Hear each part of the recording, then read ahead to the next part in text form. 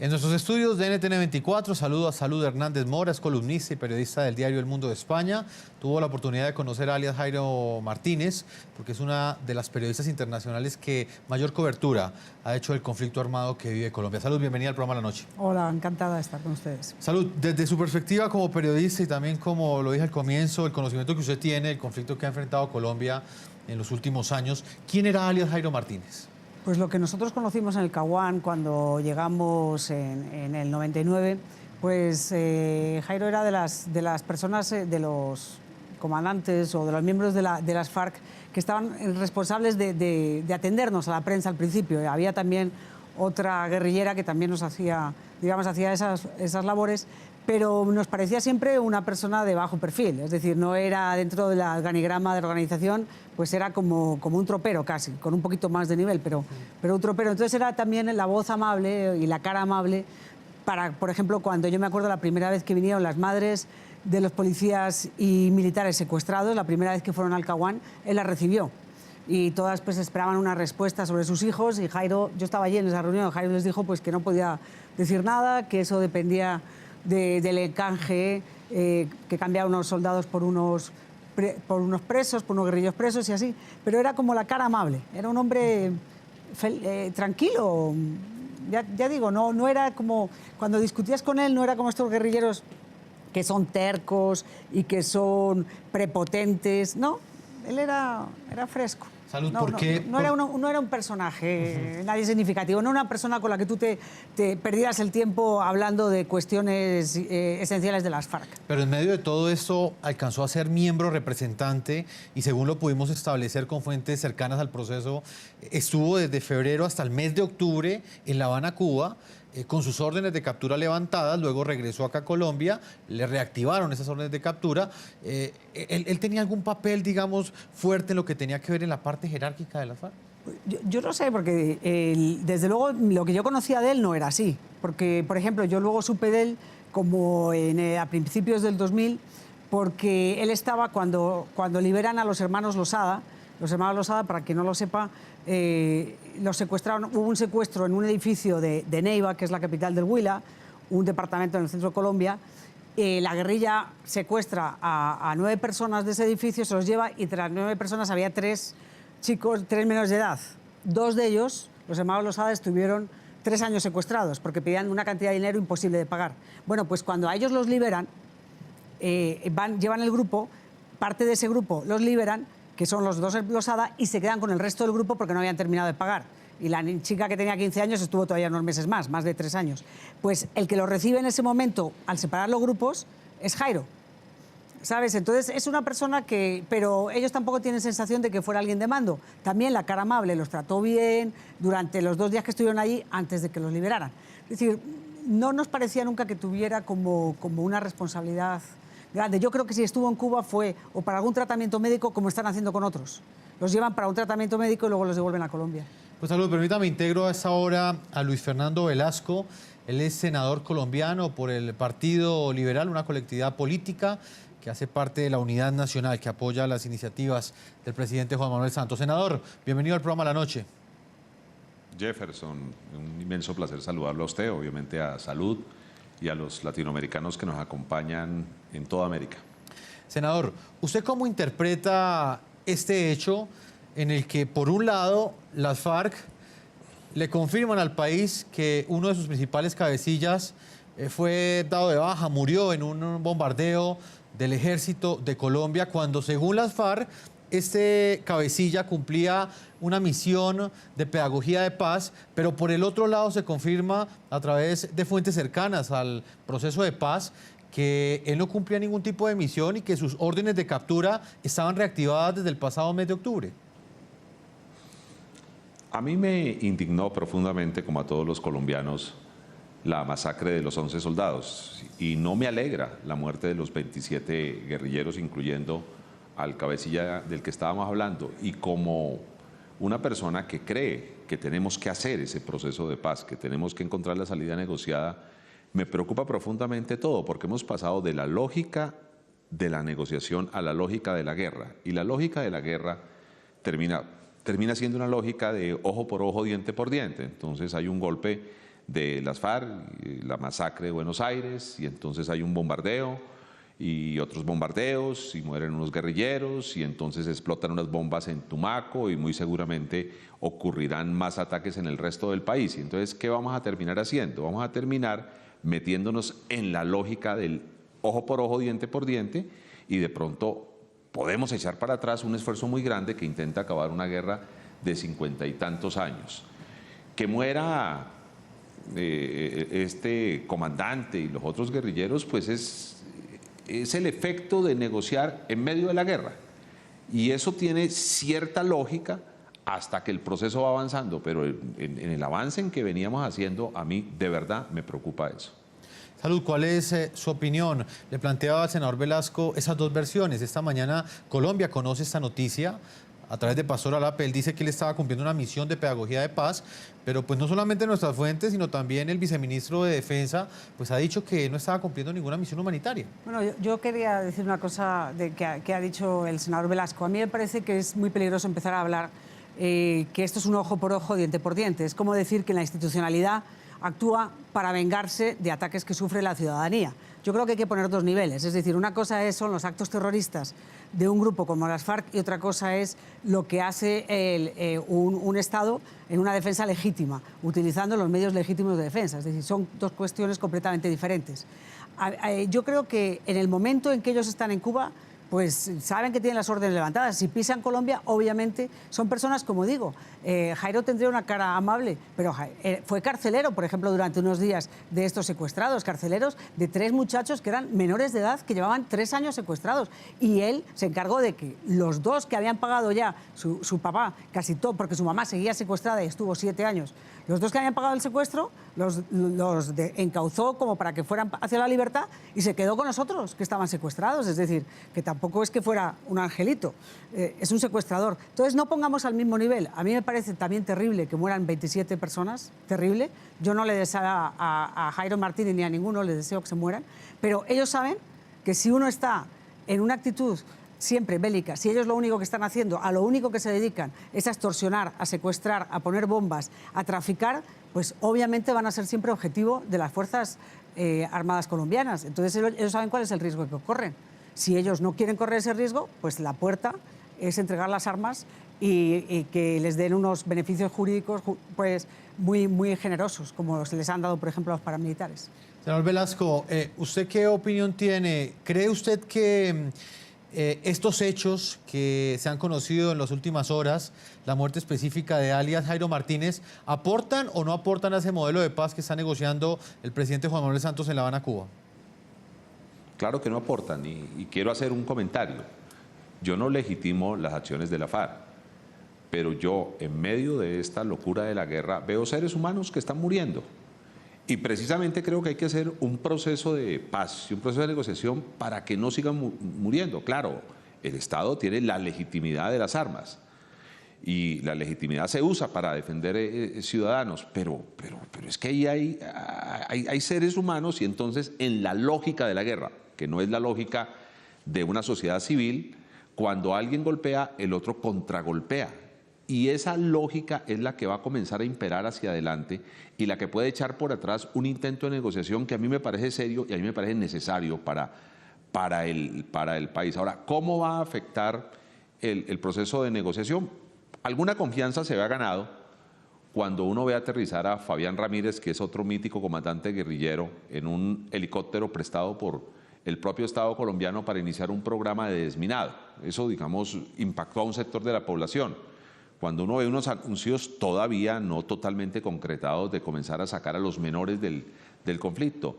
Y la misma periodista Salud debe reconocer que en ese cese al fuego unilateral de las FARC mermaron, que no terminaron las acciones, pero sí mermaron considerablemente. Yo vengo de una región, de la región de donde fue el bombardeo, el departamento del Cauca.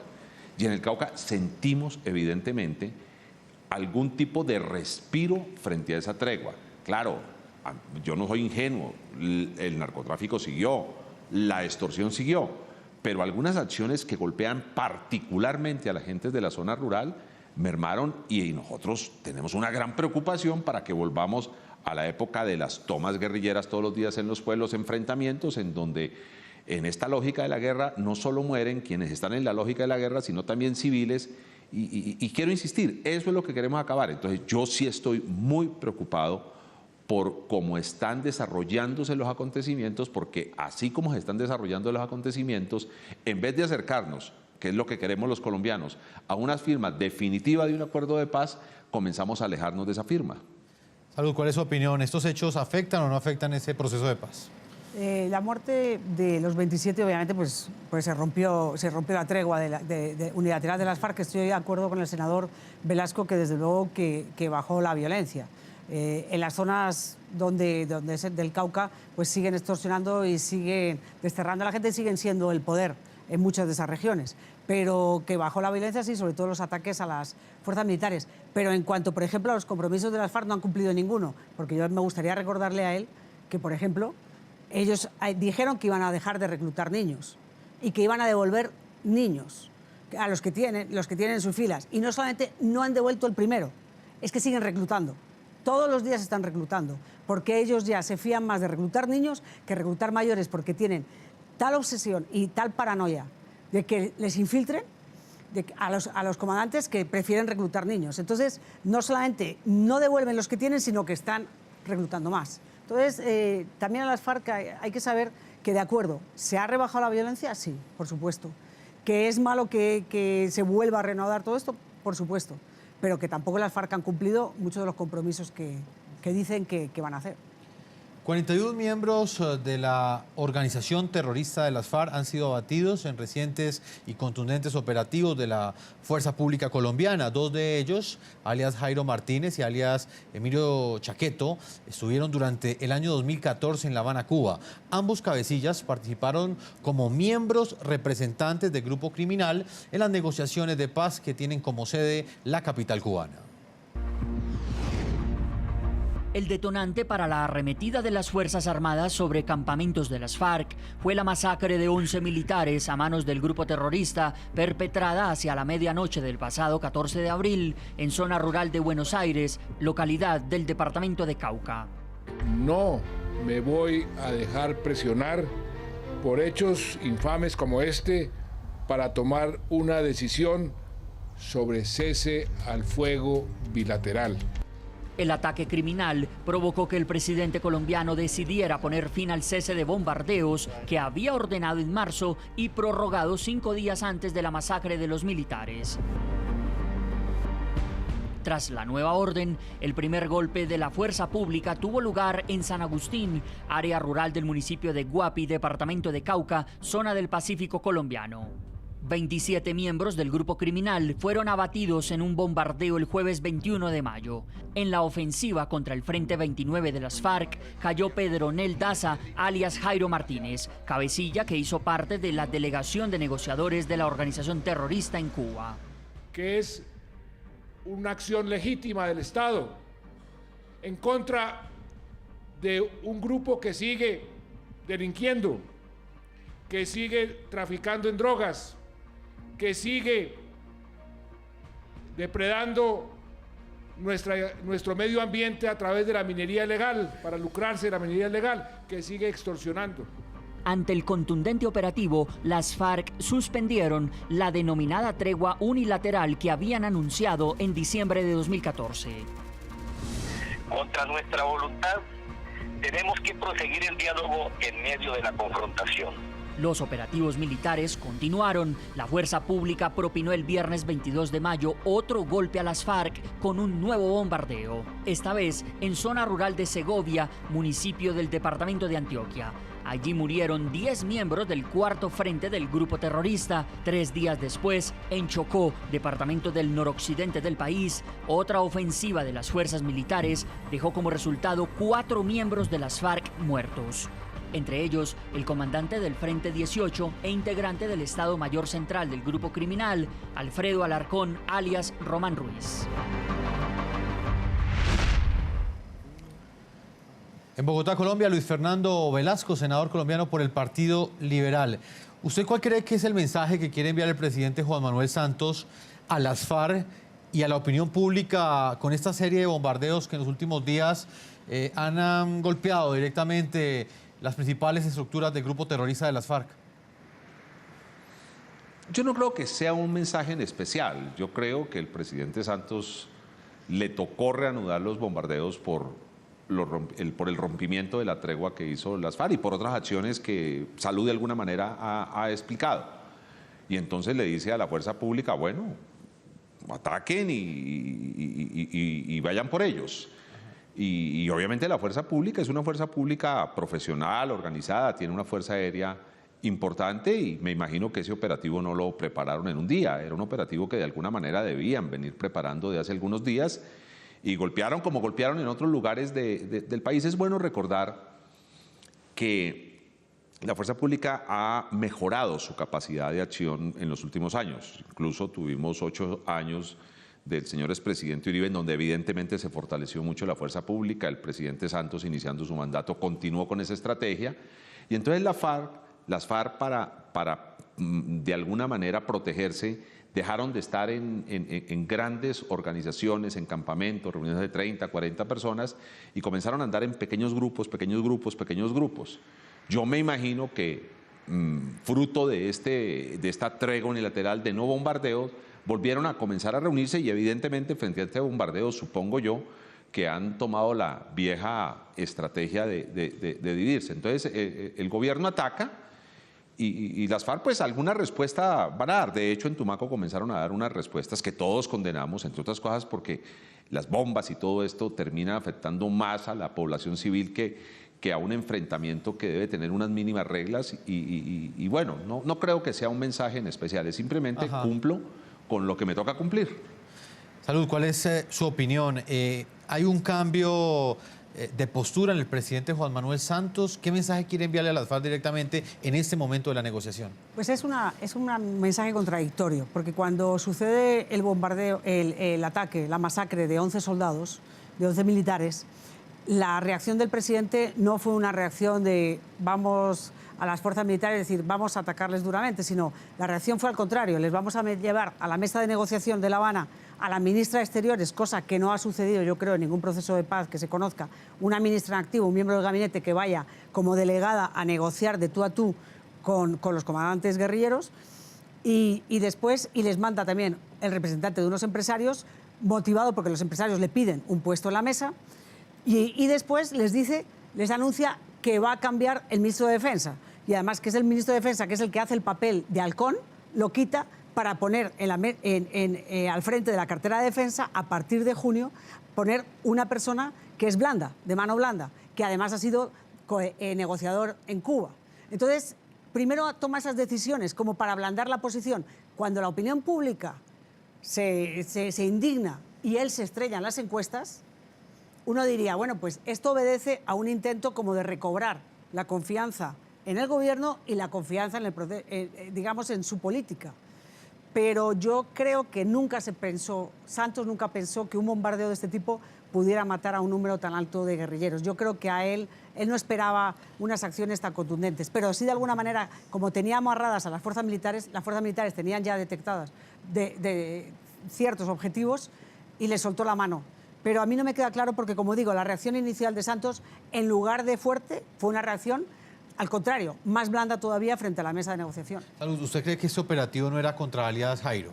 ¿Fue casualidad que haya caído allá? No, alias Jairo no creo que sea un objetivo de alto valor, que es como llaman las fuerzas militares colombianas, digamos, a los comandantes. Puede ser de mediano, pero yo no creo que sea un objetivo de alto valor y además no estaba en su zona. Él siempre, recuerdan también que eso la gente se puede acordar, cuando liberaron al periodista francés que tuvieron secuestrado, Simón Languas, un mes, el que lo recogió en el Caquetá fue también Jairo. Entonces, no, yo creo que fue una sorpresa. Yo no creo ni siquiera que estuviera. De pronto lo sabían, pero no creo que fuera el objetivo, porque además es una zona completamente distinta, es una zona donde es un frente muy fuerte. La gente los tiene atemorizados a toda esa zona de Chocó. Y yo creo que era contra esa estructura, que es una de las estructuras más criminales y con mayor poder que tienen ahora las FARC, y con un poder de narcotráfico tremendo. Señor Velasco, ¿usted cree que lo que pasa en La Habana de alguna manera genera algún tipo de influencia este tipo de hechos que están aconteciendo en Colombia, o sencillamente la mesa de La Habana es independientemente sólida para que no la afecte cualquier hecho que suceda en Colombia, como le hace un ataque por parte del grupo terrorista de las FARC, una masacre de las FARC, o en este caso el bombardeo que ejecutó las Fuerzas Armadas colombianas? Es muy difícil creer que lo que pasa en Colombia no tiene algún efecto en La Habana. Primero, a ver, el proceso de paz, si bien es cierto, lo están negociando unos voceros del gobierno con unos voceros de la guerrilla, hay que recordar que ese proceso de paz tiene que ser refrendado por los ciudadanos. Y de alguna manera ese proceso puede tener aire en la medida en que los colombianos acompañen la decisión de hacer el proceso de paz y de hacer la negociación. Entonces, lo que pasó en Buenos Aires, que es un municipio también al norte del departamento del Cauca, dividido por una cordillera con el municipio de Guapi, que queda un poco más al sur, pero en el propio departamento del Cauca. En el municipio de Guapi, sobre la costa pacífica, el municipio de Buenos Aires más hacia el valle geográfico del Cauca, para que la gente se ubique cerca a una ciudad que se llama Cali, que es una de las ciudades más importantes de Colombia. Entonces, lo que ocurre, planteo un ejemplo.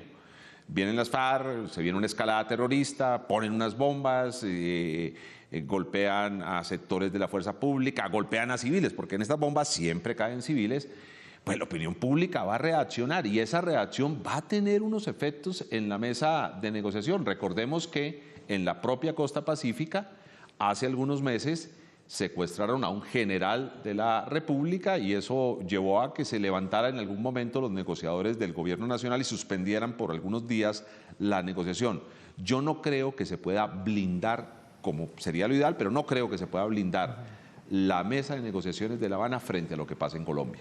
Señor Velasco, Salud Hernández, les pido en un momento, vamos a hacer una primera pausa a comerciales. Cuando regresemos estaremos con Pablo Emilio Moncayo, quien fue una víctima de Jairo Martínez, de alias Jairo Martínez. Él estuvo privado de la libertad, estuvo secuestrado por más de 12 años por parte del grupo terrorista de las FARC. Una de las estructuras que lo privó de la libertad cumplía órdenes directas de Jairo Martínez. Una pausa y ya regresamos a la segunda parte de este programa de la noche. Ya regresamos con La Noche.